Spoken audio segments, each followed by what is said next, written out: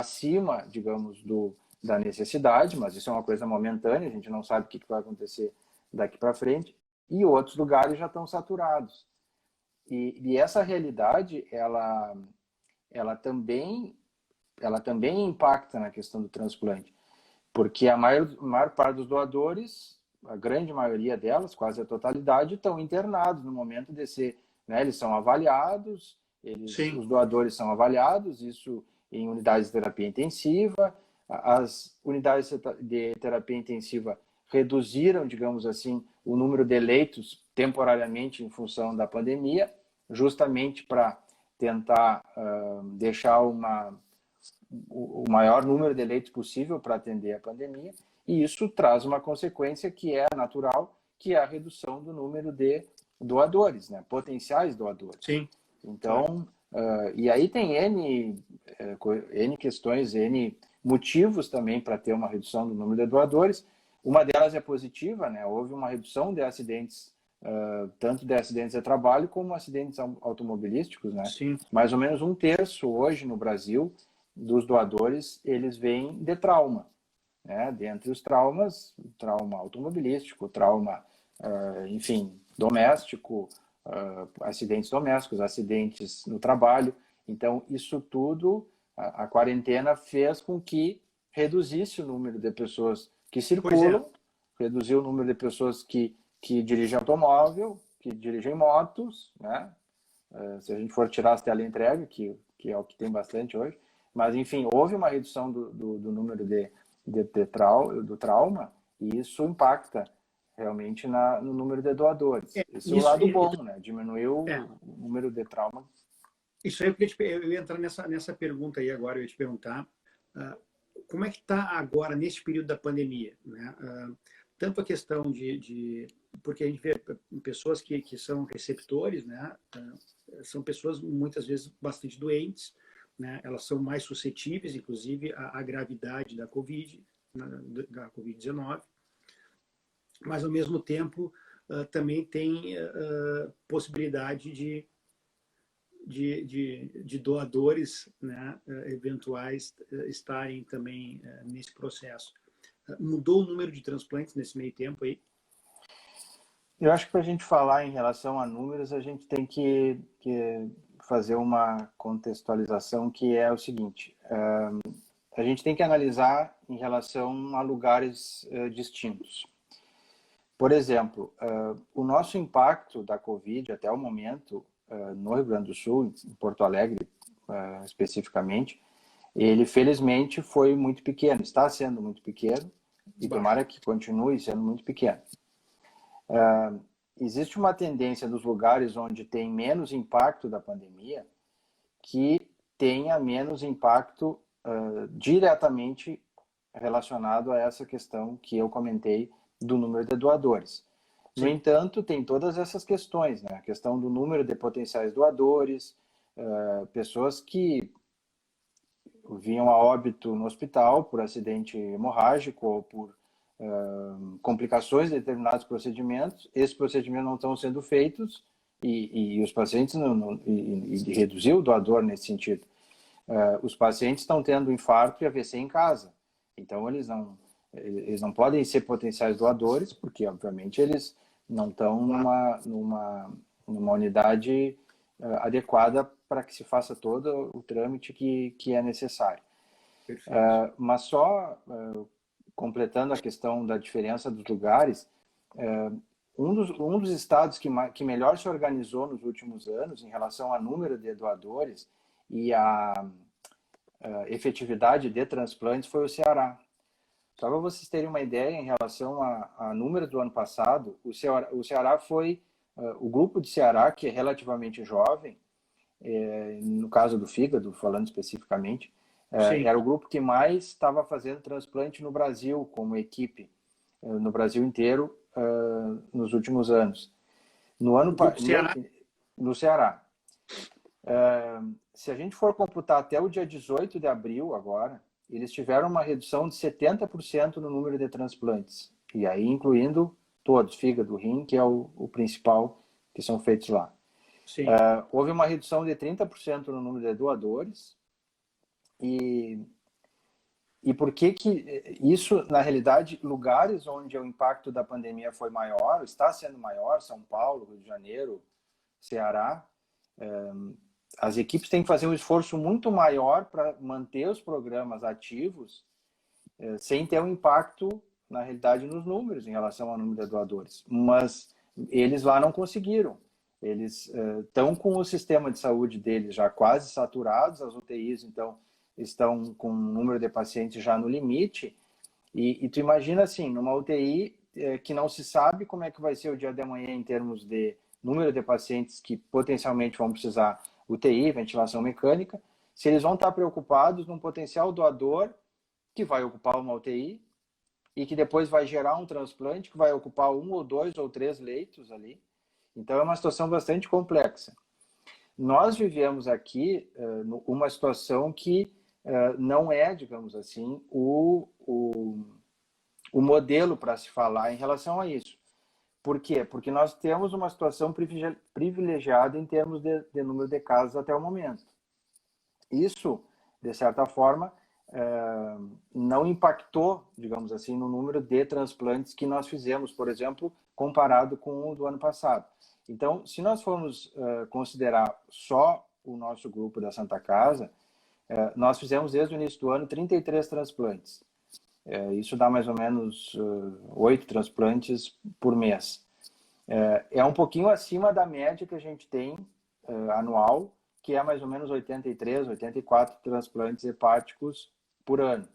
Então, se a gente seguir esse número, nós vamos superar a média, né, histórico, que é em torno de 82, 83 pacientes transplantes por ano. Tá, desculpa só interromper, mas março e abril seguiu isso? Foi homogêneo, mais ou menos, entre janeiro o que aconteceu foi o seguinte: fevereiro foi um mês muito positivo. Nós tivemos um aumento, isso não só no fígado, mas houve um aumento das doações até fevereiro e princípio de março.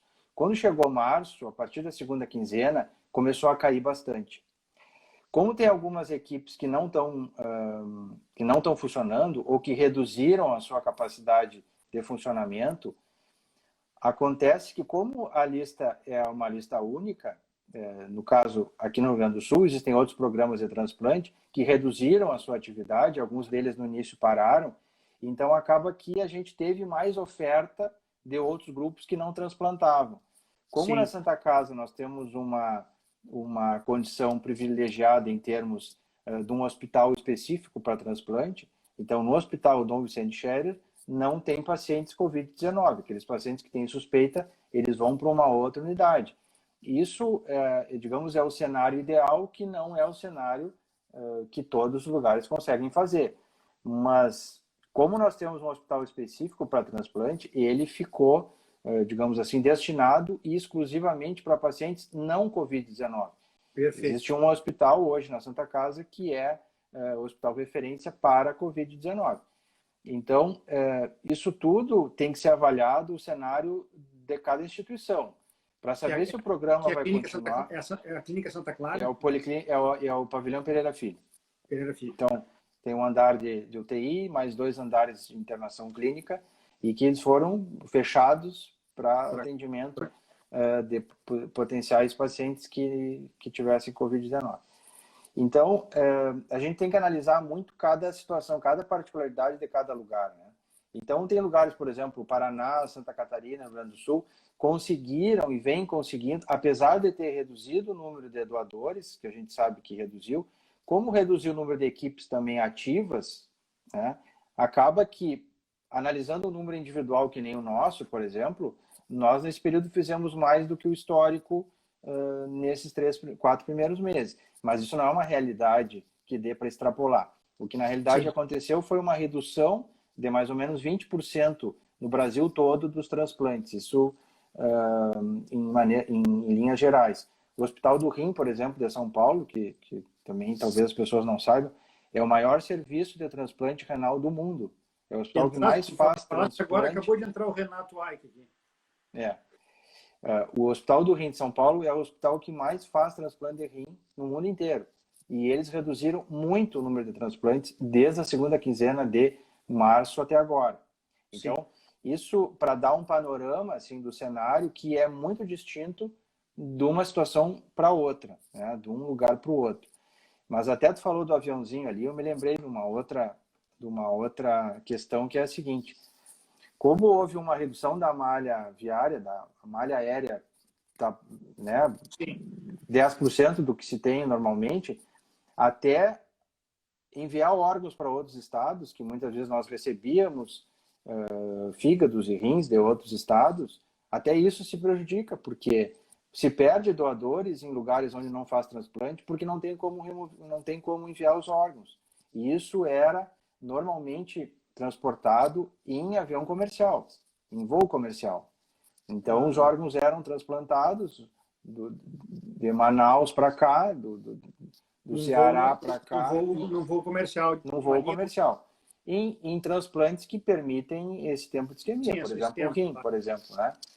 No fígado isso é mais difícil de acontecer porque tem um tempo de isquemia que tem que ser necessariamente menor.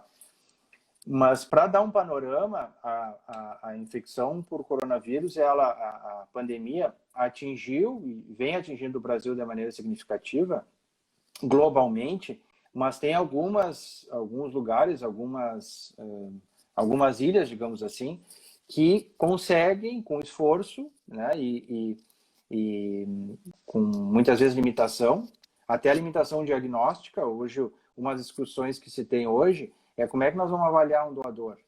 Né? O ideal seria fazer PCR em todos os pacientes, mesmo aqueles pacientes assintomáticos, porque a gente sabe que eles podem estar numa janela ou eles podem ser portadores assintomáticos e transmitirem o vírus.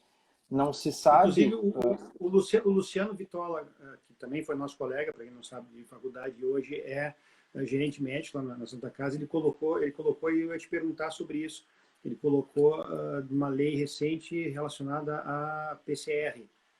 Isso. Então, assim, os lugares que têm disponibilidade de fazer o PCR, ótimo, que se faça. O transplante renal, ele vai muitas vezes saber se o paciente é coronavírus negativo.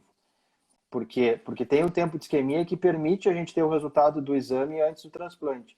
No transplante de fígado, isso normalmente não é possível, porque a gente tem um tempo de isquemia menor, entre a avaliação do doador, a efetivação da doação e o transplante, o tempo tem que ser quanto menor, melhor, e a gente não tem ainda o resultado do PCR.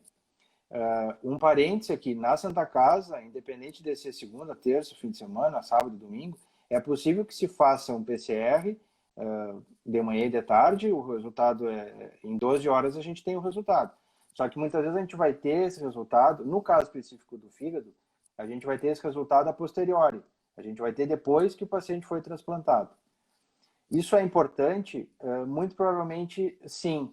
Apesar da experiência no mundo ser muito pequena ainda em relação a isso, não se conhece o comportamento da transmissão por órgãos em pacientes infectados para outros não infectados, mas se imagina que o paciente tem um alto risco de apresentar uma infecção que pode ser grave no momento precoce de um transplante, né, com a imunidade bastante baixa, e que ainda não se tem experiência na literatura que vai dizer se isso, a mortalidade vai ser muito alta ou não.